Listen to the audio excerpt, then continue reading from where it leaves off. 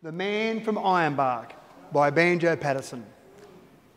It was the man from Ironbark who struck the Sydney town. He wandered over street and park. He wandered up and down. He loitered here, he loitered there, till he was like to drop. Until at last, in sheer despair, he sought a barber's shop. "Here, shave my beard and whiskers off. I'll be a man of mark. I'll go and do the Sydney toff up home in Ironbark." The barber man was small and flash, as barbers mostly are.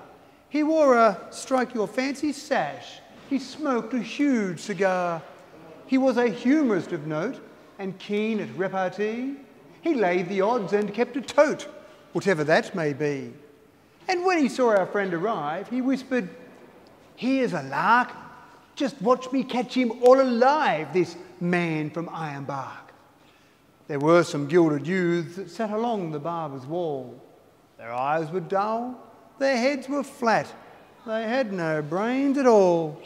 To them the barber passed the wink, his dexter eyelid shut.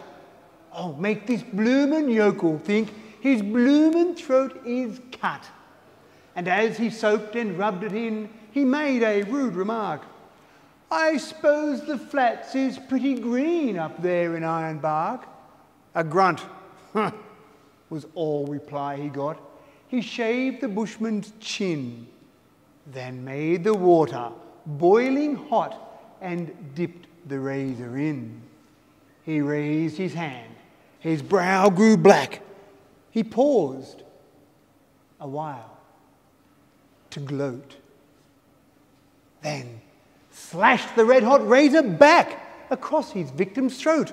Upon the newly shaven skin it made a livid mark. No doubt it fairly took him in, the man from Ironbark.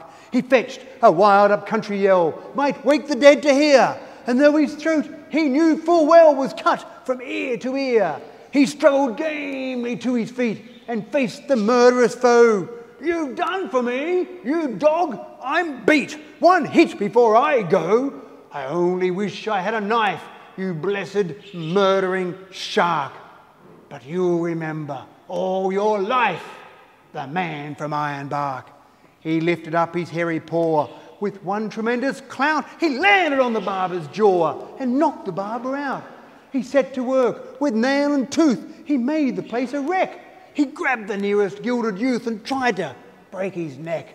And all the while his throat he held to save his vital spark. And "Murder! Bloody murder!" yelled the man from Ironbark. A peeler who had heard the din came in to see the show. He tried to run the bushman in, but he refused to go.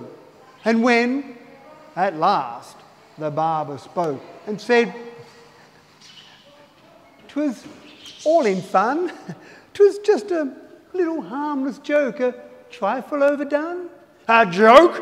he cried. "By George, that's fine. A lively sort of lark.